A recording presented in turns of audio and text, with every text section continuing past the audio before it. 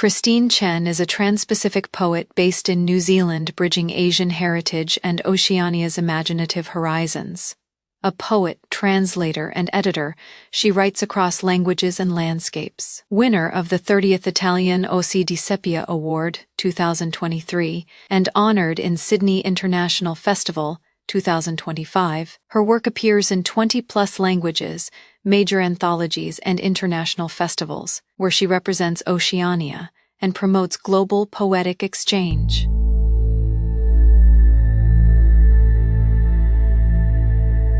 First, I welcome you. আজকে আমার সাথে আছে একজন কবি ক্রিস্টিন চেন। নিউজিল্যান্ড থেকে উনি এসেছেন এবং জন্ম তার চায়নাতে। This is my podcast, Christine, and we are here to share Kotha O Kahini. That means stories and words. So from there we begin today's journey. Christine, welcome to Calcutta and India. Let's start from the beginning. So how you began your journey as a poet? I think I started unconsciously. It's that I haven't read for decades, to be honest. I immigrated to New Zealand in 1993. I was graduate from university and full of hope come here. It was a suitcase to New Zealand. So the first stage is about how to settle yourself. I always loved reading and writing, don't get me wrong, but I never thought I'd going to write poetry. So I worked hard, I settled myself, get jobs, fit in the country, the cultures, and the culture shock, reverse culture shock, all those things. Right. Until back to 10 years ago, I think I got a checklist for myself. I tick. Mm-hmm. I've nearly finished everything. Still got something not complete, which is a degree, a master degree. I always want to get a proper education overseas, Right. but because tied up by the life, so I thought, wow, it's the time for me to finish my checklist. So at that age, after living in New Zealand 20 years, I think of get back university. So I do. Yeah. And I take MBA course, Oh, which okay. take 18 subjects. Each subject, I had to write 3 essays plus presentation. Right. After how many? Nearly 40 essays I write, which is about 3,000 words each. Right. At that time, no AI, don't get me wrong, you really had to work through it. So I find I can connect myself easily, my mind, my thoughts, I can express. Of course, yes. Yeah, that training is tough. Yes, it So, is. but it's good.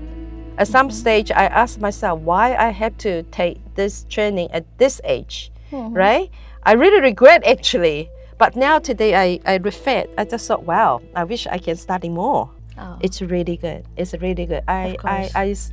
Yeah, just naturally connect. Absolutely. Knowledge is always like the power, right? And it Yeah. keeps growing with time. And I think also one thing, because I start late on writing, you already accumulate a lot life experience and thoughts and experience, reflections. So you can write. Yes.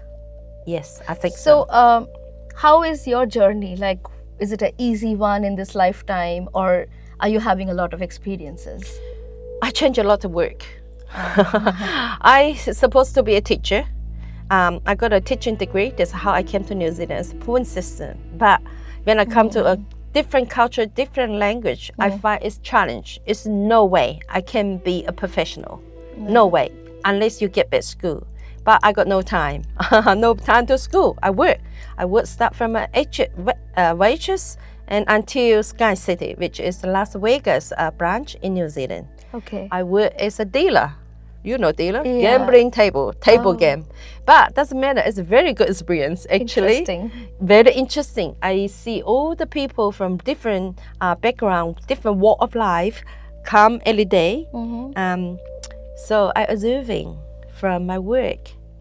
I was lucky, I get promotion from a dealer to a supervisor to assistant manager.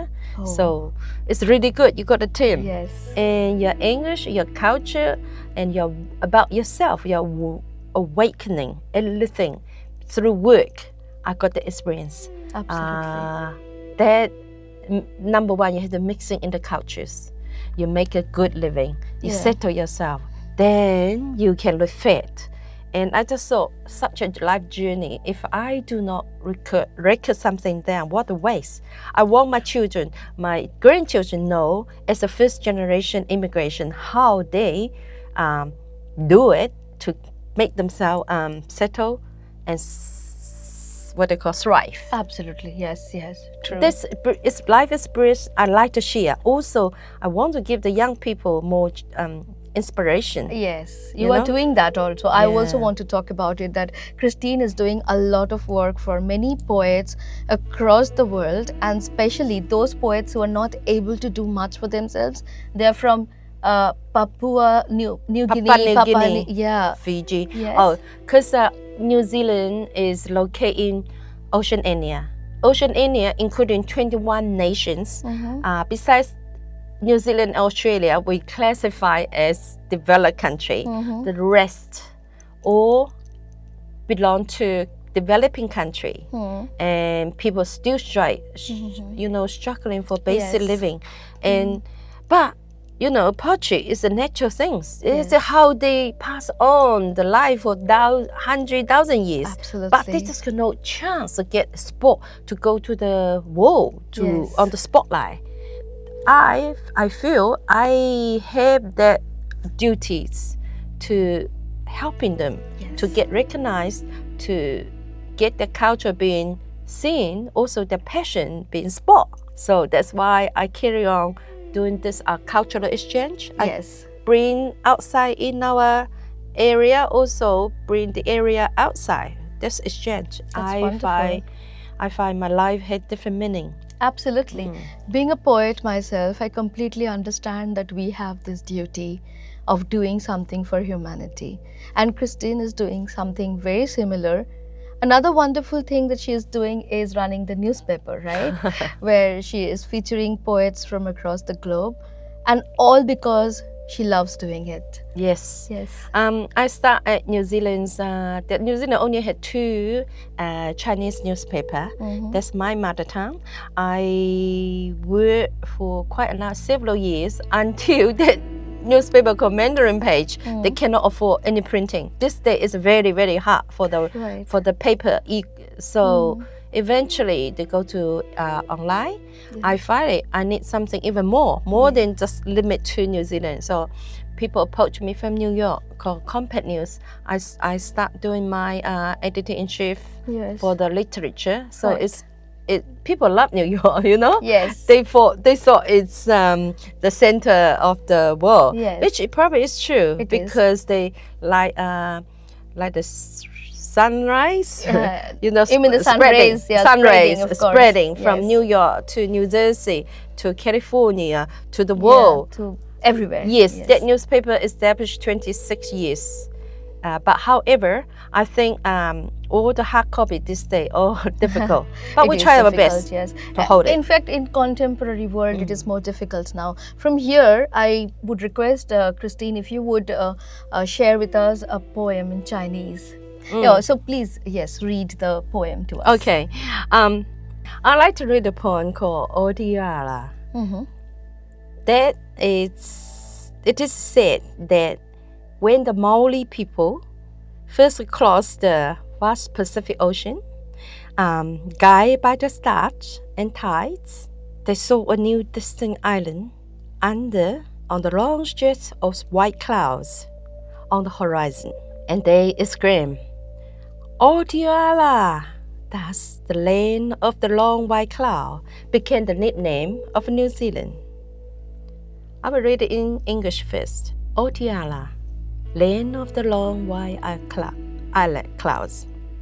A group of water-dwelling people first arrived paddling canoes, chasing birds, fishing, singing long songs, gathering white plants. Then came you. Your grandfathers' grandfathers arrived, claiming peace of mountains and rivers. At that time, the sky was as blue as your eyes, the clouds as pure as your skin. you peacefully herd sheep and till the land, while the grass grew and the birds sang. Later, I and my kind arrived in great numbers, claiming pieces of mountains and rivers, cutting down trees and land, building concrete forests and houses. I claim you. You watch me quietly, like you watch those creatures as if they never disappear.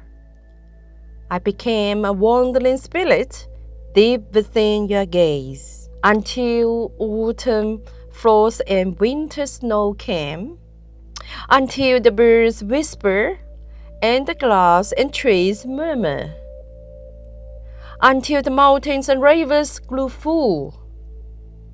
The little fox finally shed its fawn, become a human, settling down hand in hand in the mountain forest covered by clouds. Wow, that's really interesting. Yes, now we would love to hear that in Chinese. Okay, 白云之乡。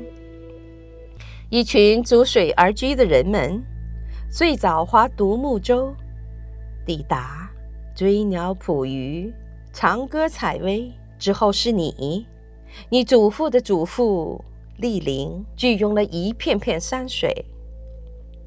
那时天空与你的眼睛一样蓝，云朵与肌肤一样洁白。你们安心牧羊耕地，草长莺飞。再后来，我和我的同类浩荡抵达，聚拥了片片山水，切割打造水泥森林。我聚拥了你，你安静看我，如看这些生灵仿佛从未消失。我从你眸中深处一只游荡的精灵，直到秋霜冬雪来过，直到鸟雀呢喃，草木细语。山水风雨，小狐狸终于脱胎修成，携手安居在云朵覆盖下的山林。就说当年毛利人呢，凭着星星和海潮来判断方向，越过茫茫大洋，看到远处的天边长长的一条条白云下面，一片陌生的新的岛屿，他们惊呼 Autoria， 就是长白云之乡的意思。这个成了新西兰的别名。Thank you. Yes, I find it so amazing because languages are so musical, right? And Chinese is one of the interesting languages in the world. It's so amazing. So do you have a message for your readers and people who are watching us right now? 我觉得sorry, I speak into English. Suppose I think a poem actually is a reflection of your thoughts, your minds. For example, this poem is more like a life experience. Yes. It's from the indigenous people come to the colonial part, which New Zealand might be slightly different from the occupied land because they are big land but very few people. Our country eventually is a history there. The indigenous people and what they call the adventurer, the first settler, Yes. they made agreement, say, hey, we both manage this land, no fights. They did fight, but they eventually made in peace. So New Zealand's history is slightly different from United States, from Australia. There's no conservation for the indigenous. We have equal rights. So indigenous Maori people and we call them Pakeha, which are from Europe, majority. Equal. So Maori language and English are both official for New Zealand. Our national day is called Waitangi Day, which is the day we sign the contract for indigenous and foreigner together. Yes. So I think overall, when I look at this part history, I had to admire those pieces they have made. Right. It's not that bloody shit like those a lot of what they call colonialism. I do not say colonialism is good. It's quite political things. Of course. But We're for not New like, Zealand you part, know. I think we do the best we can. Of course. We treat each other, try. At least we try, made it equal, right? Yeah. Even today, like the river, some natural resource, still belong to the Maori people. Yes. Yes. Still, we respect the iwi, which is the tribals. Yeah, they still got the equal rights. Right. So as poets are, you know, we'll always go back to the roots, and Yes. our message will always be universal in nature, and it will be always doing with humanity and people. Even if we talk, you know, on the border of politics or colonialism or the other things, we'll always come back to the core, that is life and living, right? Probably I haven't finished yet.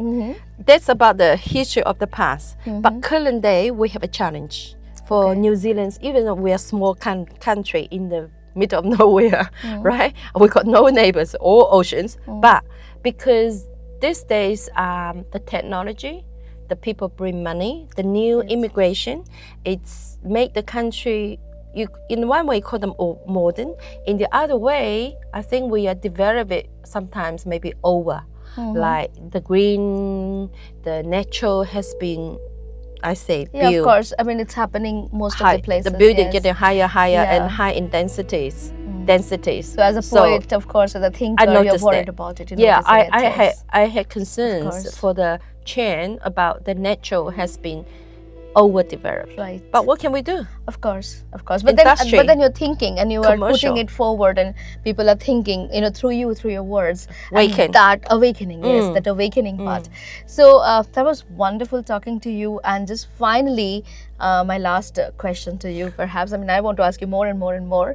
But how do you find India and Calcutta? India, very colorful. From the sari the lady wear, from the holiday, which is 2 days ago,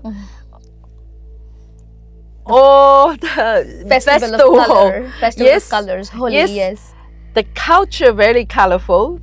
You got 15 language on the constitution. I don't think any country in this planet got that multiple, what they call multicultural. Yes. You call them a country. Actually, it's subcontinent. It's a dynamic country. Very with dynamic. Many people, yes. And Calcutta, I think, have it all. Bangladesh. Yeah. Like Tiger used that, but Tiger is born here. I think he bring Bengali to that levels and the world level. I think. Yeah, we went to Rabindranath Tagore's house today, and he has. He has an impact on her thoughts right now, because you saw the place, you saw the house, and you have a idea about Rabindranath Tagore. I think for Indian culture, tiger is like a symbolic. It's for India. Yes. He's my favorite. Okay. Favorite for one-off. Probably I wouldn't say it's a bit, but definite one-off. Particularly his straight birds, all that stuff. Wonderful. Yes, I read them all. I can recite it. Oh, wow. Recycle. It influenced my writings. Whoa. The way he connect the naturals, the human feelings. It's amazing. Also, the other book won the Nobel Prize, Gitanjali. Oh my God. It's about the spirit. The way he pray, he's nurturing, synchronized. Of course. With very the grounded, spirit. yes. Very grounded, yes. Yes, I love to talk about him. Awesome. The influence is. Without tiger, I wouldn't be my today's naturals. Okay, you can see. That's great to know. Like, yeah. Yes, my poetry involve a lot naturals, but he like waking up. Yes, of course, awakening. Amazing. Absolutely, yes. One line, and we end this with your line. What line would it be? Just one line. As a poet, one line to the world. One line to the world. Yeah. That's a hard. I got so many lines. Yeah, I'm sure. That's why I remember Tiger say, "Hey, the bird about the bird, a straight bird." He say, "The sky had no print, but I has been here." He basically said the sky had no print of the bird's wing, but I have been here. How humble. Yeah, that's How very humble. Yes. But for him, no one will forget him. Yes. Even he write in such a humble way. Yes. I think there's a lot we got to learn. You know, as writers or poets, sometimes we got getting beheaded or everyone listen and you're on the spotlight. But I like him, that humble. So he Yes. never forget the connection, who he is, where he came from, and he part of the nature. Absolutely, the roots. Roots are very roots. important. Like for me, my Indian roots, for you, the Chinese roots. No, it's about Indian. The tiger. Oh yeah, and then Tagore, of course, again the Indian roots. Roots are very important wherever we are, whatever we do. And of course, it's also important where we are staying at that time. Like in New Zealand, you are now for a very long time, and that is also growing roots. Wonderful, we are all like entangled together. It was Yes. very nice having you here with us you. today, Christine. I hope to, be with you again. Thank I you so will much. definitely come back. Yes, thank you. Thank you.